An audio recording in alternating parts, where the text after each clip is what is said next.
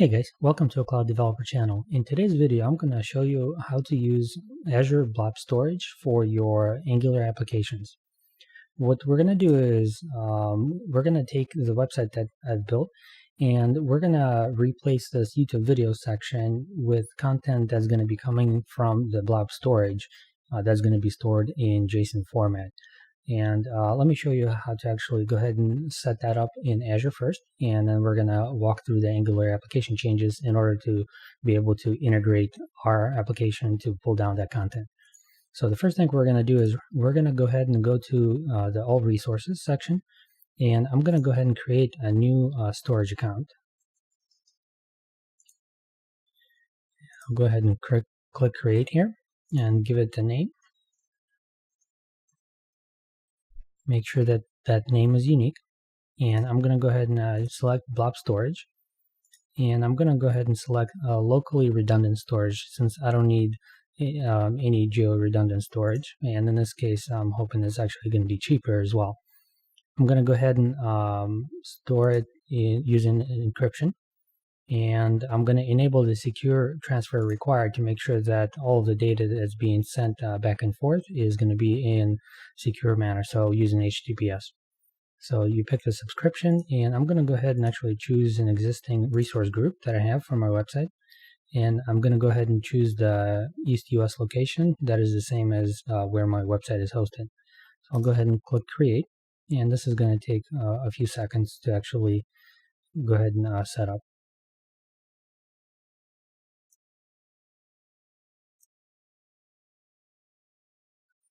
Okay, so the new storage account got set up and it shows up right here. So if I go ahead and click on it, you'll see that the resource group in here, and you'll also see the blob service endpoint that I'm going to be using in this particular application. So the other thing that is going to be very useful is when you open this up, you'll see that there's this Open and Explore button. And when you click on it, it will tell you that if you don't have the Azure Storage Explorer yet, go ahead and download it. And you can find it from this website right here. And go ahead and just click on Free Download for Windows, and you can go ahead and set it up for yourself. So I'll go ahead and click Yes, since I already have it set up and I'm already authenticated. So, and open it up here. And you can see that the new storage account that I've set up shows up right here as well. So the first thing I'm going to show you is that I actually will want to create what's called a container, and container is a way for you to be able to manage actual data within your blob storage. So I'll go ahead and create a new container called playlists. And I'll make this a blob type of a container, and what this allows you to do is actually use public read access for the purposes of what we're trying to do here. So I'm actually not going to restrict access only simply because it's a public website. You know, the content is not that big, and I'm not going to allow anybody to actually change the content of it. It's only going to be read only. So I'll go ahead and click OK here. And it created this new container for me. And if I click on it, basically you don't see anything here. There's no blobs. And blobs are essentially, think of them as files. So you can store many different files, and there are certain limitations that you can read more about in the Azure documentation. So in this case, what you could do is you can click Upload and go ahead and actually select a file you want to upload in here, and go from there. But what I'm going to do here is, since I already have another blob storage where I've actually created this file before, what I can do here is I'll just go open up in this test blob, and I have this YouTube playlist, and I'll go ahead and actually right click and copy and go to my playlist container that I have, and I'll just click paste. And what this is going to do is actually going to make it available for me in my new storage account. So if I go ahead and actually reload the screen here, click on playlists and refresh it, you'll see that now I have the YouTube playlist JSON file here. Now if I actually copy the URL and open up in a browser, you'll see it shows up, and this is the content. The thing you'll notice is that I have the title, description, image, and link, and these are actually the same values that I have in the website already, since I've already pre-staged everything. And all it is just some text, and in case of images, they're just local URLs that the application will be able to use to reference the files locally. Eventually down the road, what I would want to do is actually refactor so the content is also stored somewhere on a blob storage, so I don't have to actually store it on my web server itself. So in this way, actually, I can make it a lot more resilient, actually make the application a lot faster, because if I make my storage account be globally redundant or use a CDN or content delivery network, the application will actually be a lot faster for users in different global regions. So, but for now, this is good enough. I'm not going to do anything like that. So basically now I've staged my data, and the next important thing that I want to do is I want to actually allow people to use this. And there's one feature that you need to configure, and that is course. Basically what this is a way to allow this REST API endpoint that is exposed for blob storage to allow your JavaScript application, because that's what it is. Angular basically is a JavaScript application, and we need to allow our application to be able to access this blob storage account using REST APIs from JavaScript. So in order to do that, we're going to need to actually configure a new rule. And then here, and you could do this here, or you can do it in a Storage Explorer as well. You can see, where's that set up here?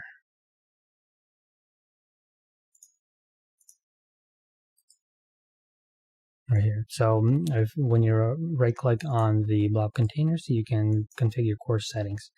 And by clicking this link here, basically you get a similar view to what you get in the Azure portal. But let me show you how to do it in Azure portal.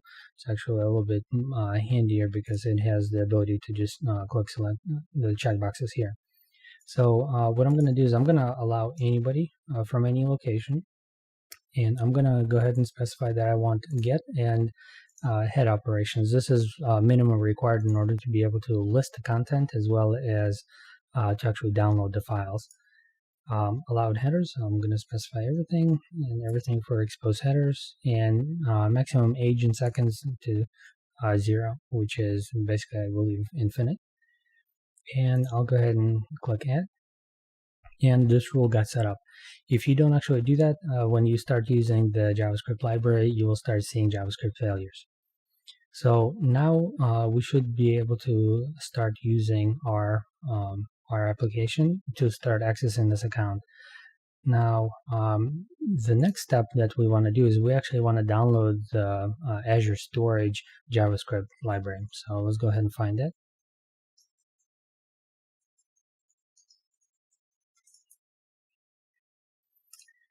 And I'll pick the first link here. And in here, there's a link to JavaScript client library.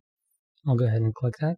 One thing to note is this is actually in preview mode, and it doesn't easily integrate with Angular just yet, because it does rely on a specific library that's called Browserify. And what that does is it actually makes the Azure Storage JavaScript client library that is currently only available for Node.js and make it work in other applications. But because of me not wanting to actually integrate or try to figure out or complicate my application to start using Browserify, I'll just go ahead and include it directly in my assets folder, and then reference the files that I just need. So I'm going to need the common min as well as blob min. And what I'm going to do is I'm going to put it in the assets folder here. Let me bring that up. Okay, so now the next step is I want to actually reference these files in my application. Now to do that, I have to open up Angular CLI, and just like we did before for a couple of other libraries we're using, I'm going to go ahead and actually specify the location of this file. So It's going to be, see, src assets.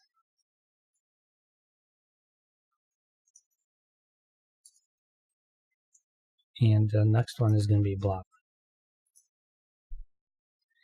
And also what I'm going to do is I'm going to need to restart my browser session. So because when I save it, AngularJS, Angular CLI JSON doesn't changes don't get picked up.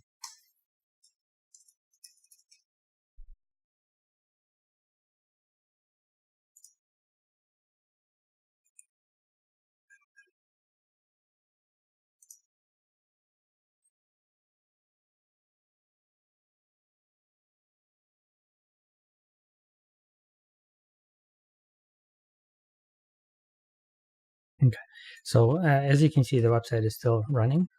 If I bring up the console, everything is still functional and the way it was before. So the next step is, now that I have everything included, I can go ahead and start making changes. The first thing I'm going to do is I'm actually going to go ahead and create a file that represents the structure of the JSON object. And I'm going to go ahead and do that right now.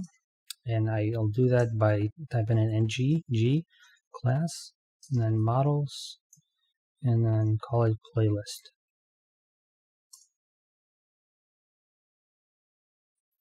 And then what this did is created this models folder with a playlist object. And then in here, what I'm going to do is I'm going to just create a few properties. So title, type string, description, type string, image of string, and then link, type string. And this is going to represent the data that's coming from the JSON object, JSON file itself in Azure Blob Storage. And then the next item that I'm going to do is I'm actually going to create a service that's going to represent my class that I'm going to be using to actually obtain the information and interact with Azure Blob Storage API. And what I'm going to do is I'm going to store it in services and call it playlist. And then the name, because I'm actually generating a service, it will append service at the end of it. And then I'm going to specify a module, which is going to be app.module. And what this is going to do is it's going to automatically inject all of the values that it needs inside of my app.module.ts file. And as you can see, it added this playlist service as well as added it to the provider section. And I should be able to start making the necessary changes that I need. So the first thing I'm going to do is I have a cheat sheet since I've done this before. I'm going to go ahead and actually start working on my service itself. So let's open up the playlist service. And the first item I'm going to do is actually import a couple of things. The first one is going to be the environment object. And the reason I'm going to do that is because I actually want to be able to store some values, some configuration-based values in central locations, so I don't have to actually hard-code it in my service. And then the next item I'm going to import is the actual playlist object itself, so I can start using it.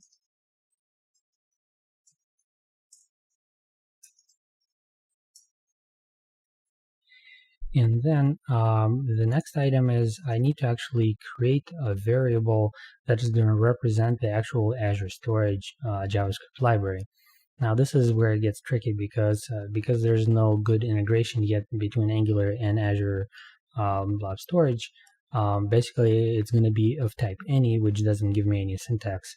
So if you're interested, you're going to need to actually go out and take a look at the documentation that's available from Microsoft about the JavaScript library API itself. But I'll show you how to at least do the simple get operation to obtain the JSON file from the Blob Storage. So what I'm going to do is declare a variable called Azure Storage. It's going to be of type any. And I'll go ahead and save it and make sure the application is still loads. Everything is still loading just fine. The next item I'm going to do is actually go ahead and create a variable that's going to represent my blob container URL itself.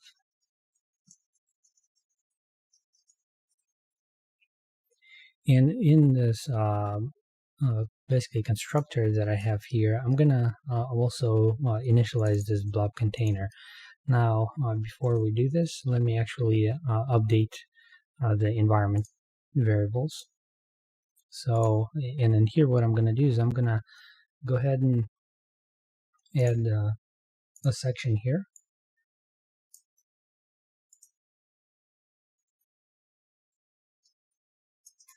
And in here, basically, it's going to contain the base URL for blob storage. And then also what I'm going to need to do is I'm going to need to copy that initial URL I showed you before that represents the actual endpoint I created. So in this case, it's pretty simple. It's the same name as my website. And so I'll just put it right here.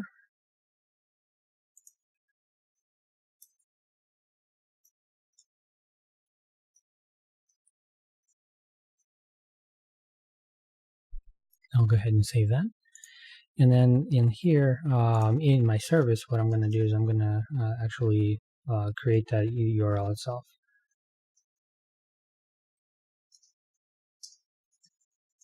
And then I'm going to reference it. It's going to be playlist. I'll put a dot.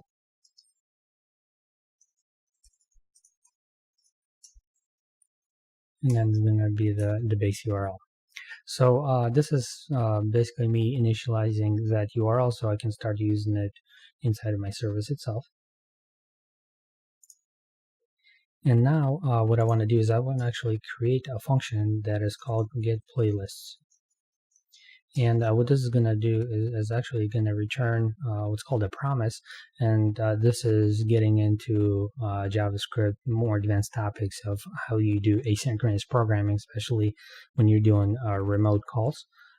So in this case, we're going to actually return a promise object that's going to give us the ability to do deferred execution or asynchronous execution. And the return type that it's going to have is a playlist array. So let's go ahead and do that. And in here, what I'm going to do is I'm going to initialize the blob service itself. So I'm going to call this blob service.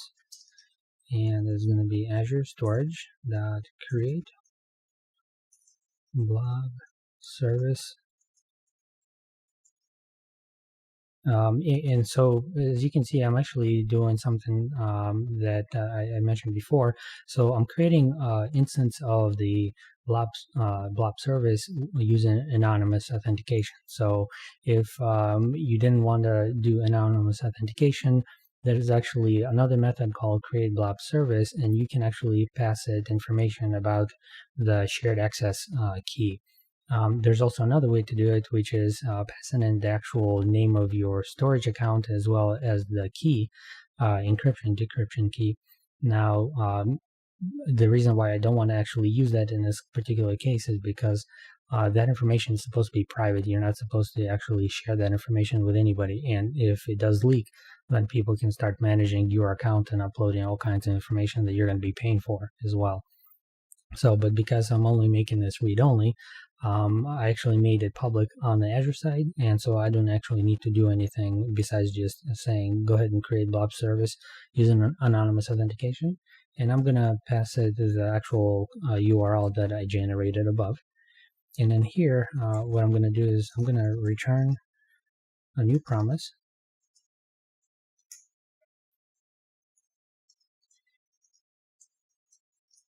And in this particular promise, what I'm going to do is I'm going to make a call to blob service. And I'm going to go ahead and call a method called getBlob to text.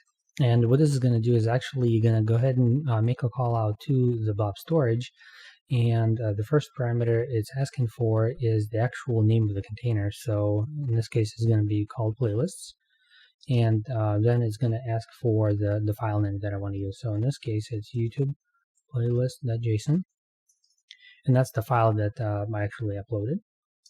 And then I'm going to go ahead and define a function that's going to be used to actually interpret the data. So in this case, the first parameter is going to be error, then the actual content, blob content, and then the blob object itself that is going to be returned. Okay. And then all I have to do now is when that call succeeds, I'm going to go ahead and call resolve, and I'm going to go ahead and pass in JSON parse blob content. And this is actually going to go ahead and return the actual JSON version of our JSON file that we have. And it's going to actually put it or make it a playlist type, and we can start using it in our application. So if I go ahead and save it and go back to the application, as you can see, everything is still working. If I go to the networking tab and then refresh in here, you'll see that yeah, it's still doing what it was doing before. It's actually not even invoking anything from a service perspective yet. So this is the next step. We want to actually go ahead and start adjusting our application to start making calls to that endpoint. So the way we do that is by going to our component, which actually is going to be responsible for invoking that service. And we're going to do a couple of things. We're going to first import the playlist service.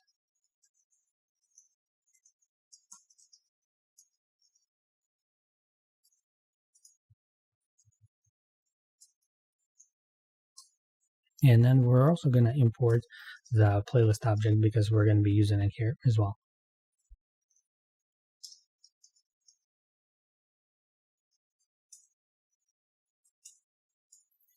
Okay, so now that we have that, what we're going to want to do is we're going to actually want to define two variables. So the first one is going to be the playlist service.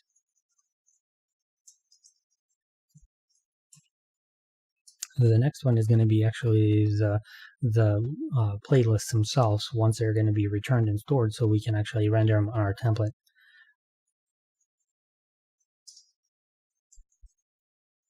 And it's going to be an array. And I'll just initialize it to null. Okay, so the next step is I'm going to go ahead and define a constructor. And in this constructor, what I'm going to be using it for is actually to inject the playlist service. So you do that by defining a constructor. And I would have called it playlist service, but because I already have a definition called the same name, I need to actually call it something different. Otherwise, it's going to have a problem.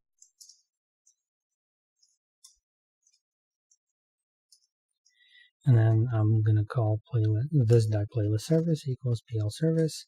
And this will actually make it available for me in other functions that I'm using throughout this particular component, in case I need to actually use it for other things to manage the playlists themselves. So now that I have that, what I am able to do is define another function to start actually making calls. Now, the thing that I actually want to be able to do first, however, is when this component is loading and initializing, I actually want to invoke that asynchronous call to start loading the data. So before the template needs to actually render, it has the data to actually render. In order to do that, I have to actually add another item here. It's called onInit. And this is going to actually allow me to implement a function call that Angular will invoke every time this component gets created.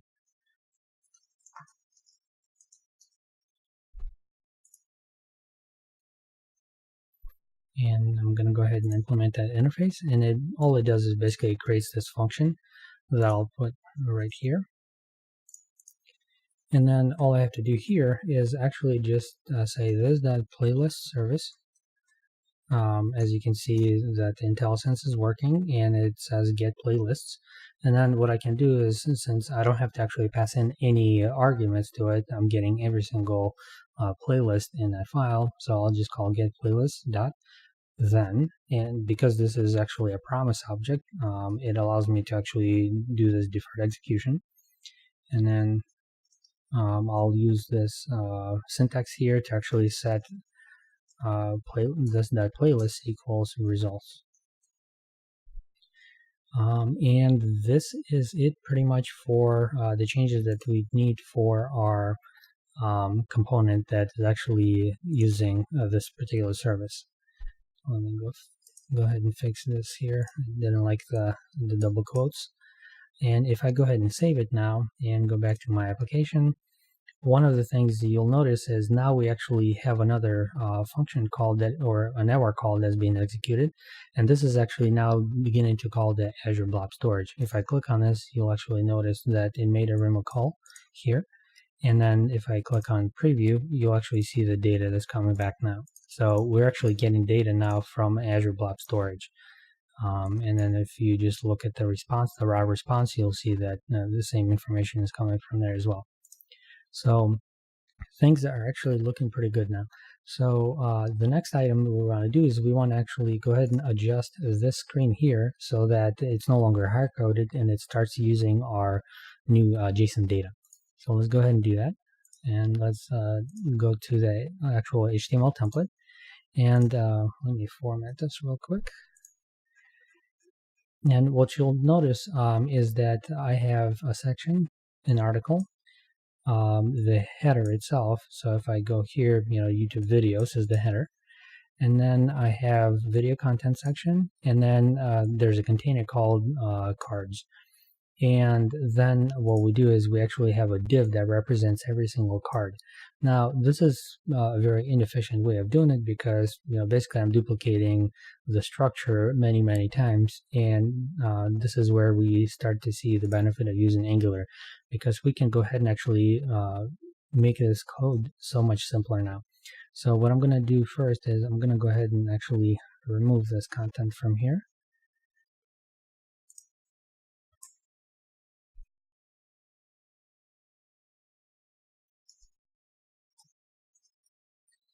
And I'm just going to keep this one container. So if I save this, you'll see that all the videos cards are gone. And I'm going to go ahead and paste that one div that I copied initially just as a template. So if I save this, you'll see that it shows up because of the hard-coded content that I have in there. And I'm going to go ahead and actually make some very minor adjustments to start using the new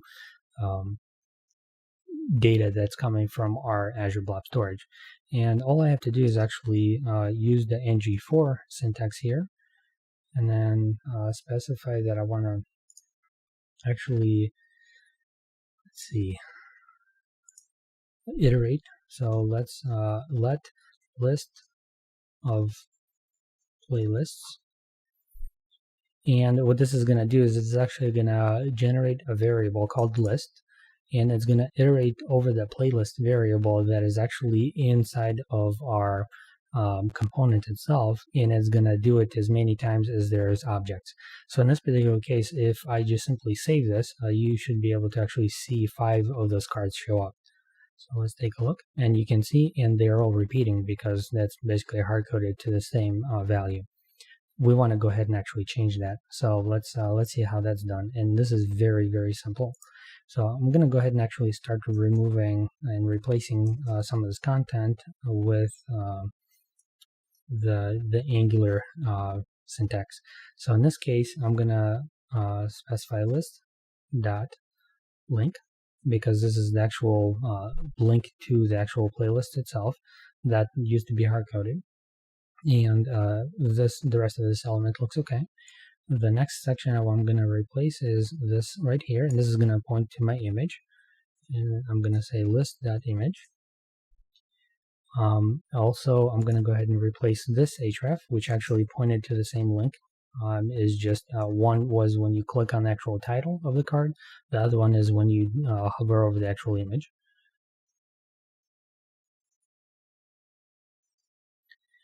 Then I also want to replace this with a title. So it's going to be list.title. And at the end, the last item that I need to replace is going to be the description. So list.description. So if I go ahead and save this and go back, it refreshes. And as you can see, we have our website back up and running. And you'll notice that actually my code is much, much smaller, much simpler now as well. So this is the benefit of actually using application frameworks like Angular, because they allow you to use this magic syntax to be able to perform logic that otherwise would be a little bit harder to do through other JavaScript frameworks. So also you can see how easy it is to actually integrate other libraries into your application and be able to actually store content out in Azure Storage. Now, if you have any questions about any of the content that I showed you here today, go ahead and leave your feedback in the comments section below, and then I'll try to get to answering those as quickly as I can. And hopefully you enjoyed this video. Have a good day.